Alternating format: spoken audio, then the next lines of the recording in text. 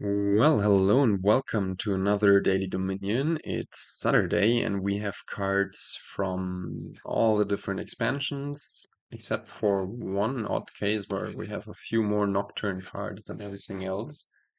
This kind of seems to be the theme of the week. We have stuff from Plunder, from Hinterlands, from Menagerie, base game, Cornucopia and Guilds, Alchemy, and Dark Ages, and then these three Nocturne cards. And yeah, this kingdom does not spark too much joy. It seems pretty much centered on just a few cards that are just really strong, such as Rope, being able to trash, and being essentially a peddler variant, giving you a coin, and card neutral.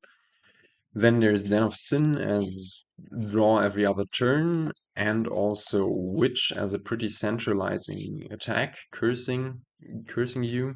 And yeah, I don't know. There's also a fun thing happening with Trader that can potentially trash cards, but it's pretty weak at that. But could also exchange cards for silvers when you gain them. So if your opponent curses you, you have a Trader in hand, you can reveal it and be like, oh no, I'm not getting a curse, I'm exchanging it for a silver.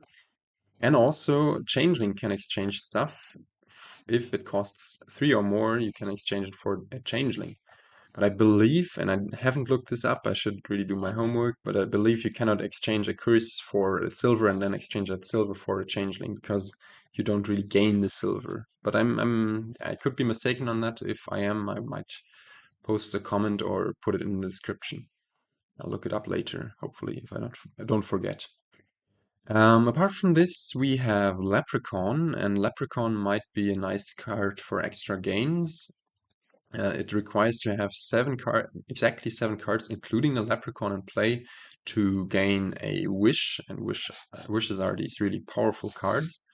And with Rope and Den of Sin being duration cards, and Hamlet being also a cantrip, a viable cantrip, we might be able to do the Leprechaun stuff. But yeah, I don't know. Um, Given that ropes, den of sins, whatever, are prone to empty, also we have witch in the kingdom which might empty the curses. This might play really weirdly and be centered around early game luck in how you line your rope and with trashing and how early you get your hands on a witch. So I really don't know.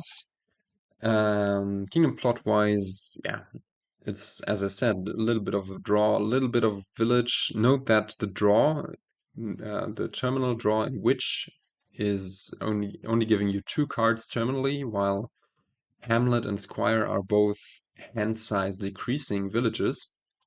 So you aren't able to increase your hand size with Witch Hamlet stuff. You're only able to, I guess, filter a bit. Den of Sin, of course, is able to increase your hand size non-terminally, but only every other turn. And yeah, I don't know. This is a weird kingdom. Opening wise, I think we're just going for Rope Silver. On a 3/4, we have 5/2 should be fine to go for Den and then shuffle 5 coppers and draw two of them to pick up a rope. And on 2/5, I think you're okay with just going for Hamlet Witch, although it's not that great because you are skipping out on thinning early on. But yeah, you might also do this if your rope misses the shuffle. Already the rope not already us not finding the rope here is not great. We can guarantee to find the rope next turn if we buy Den of Sin here, and this might actually be the play. Just guarantee that we find it next turn, because if it misses the shuffle, yeah, then we might only hit 3, and 3 is pretty awful early on here. Otherwise, if we had the rope already in this hand, then it would be a different story. We would go for Witch, because otherwise the Den of Sin would trigger a shuffle because the rope would also draw an extra card. But yeah, since we don't find the rope here, we'll just stick in a Den of Sin. And as it turns out, we would have found the thing, but yeah, we couldn't have known. And now there is a quite a good question of whether we stick whether we stick in another rope or whether we try to curse the opponent. And it's probably better to just stick in another rope. This one will miss the next shuffle.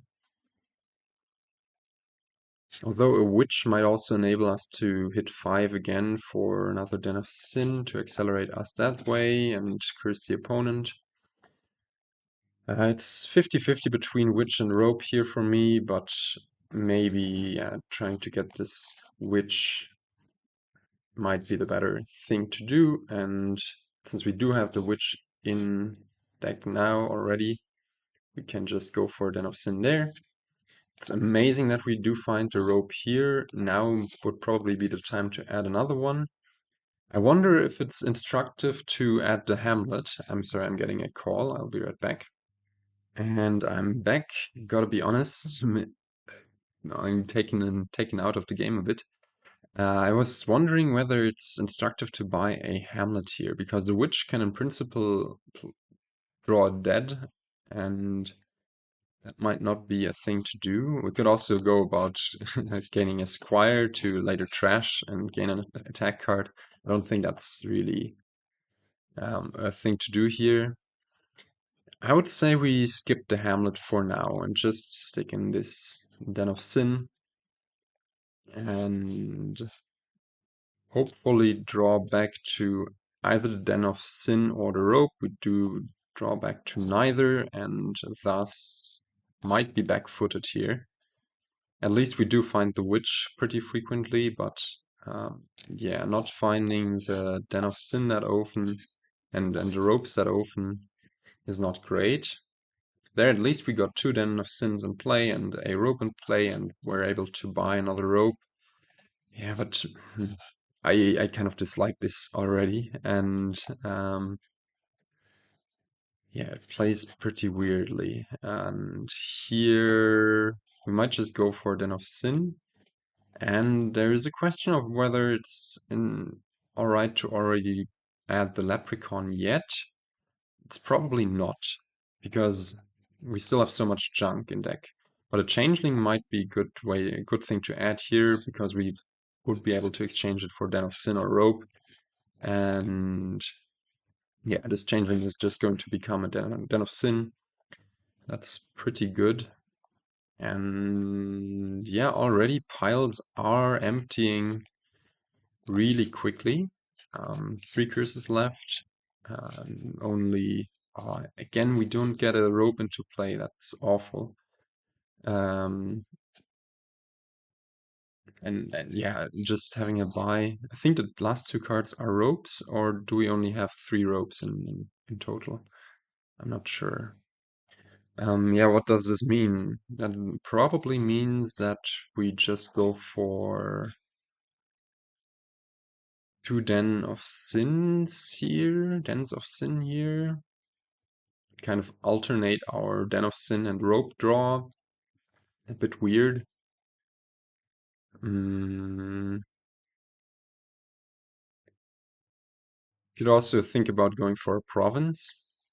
Would be maybe a safer choice.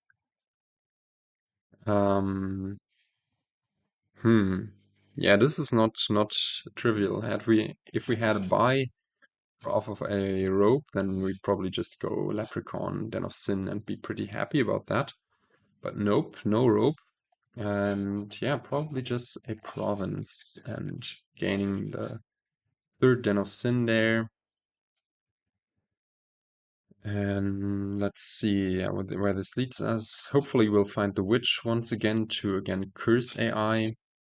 AI fails to do so itself, but does get a bunch of ropes into play. And yeah, it might be that we really only have 3 ropes, in which case we are pretty yeah, it's pretty good to add another one into the shuffle. And yeah, as I said, piles are about to empty. There are only 3 ropes left, 2 dens of sin. I'm now defaulting to dens of sin, I think. Um, always resolve those first, of course, and deal out the last curse. And yeah, I think I like our position a lot here. There is even the question of whether we go for Leprechaun now.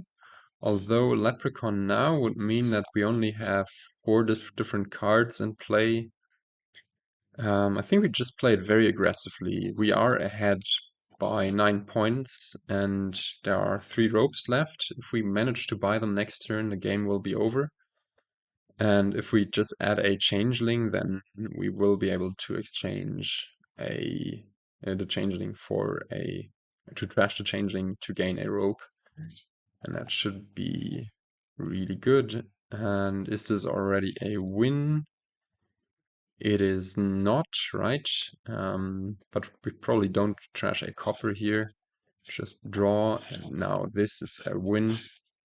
And I'm fairly happy we do win this in the first try, because I think we got fairly okay-ish draws, and AI got buried in curses, but if it were the other way around, I can see this going haywire pretty quickly. Yeah, AI didn't get to trash out its estates, its coppers, so it was really far behind, while we continued to find our witch in really opportune places.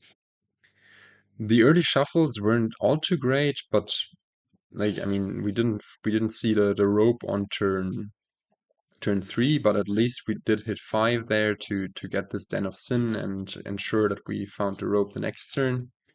Yeah, I think we navigated them fairly okay-ish, and overall played this alright. Got the witch early and started cursing AI early, so it couldn't do the same.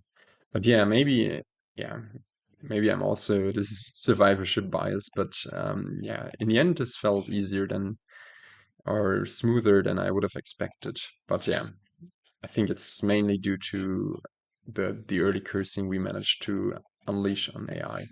Anyways, this has been a short video, only 12 and a half minutes. But I hope you enjoyed it anyways, and I will try to catch you in the next one. And until then, goodbye.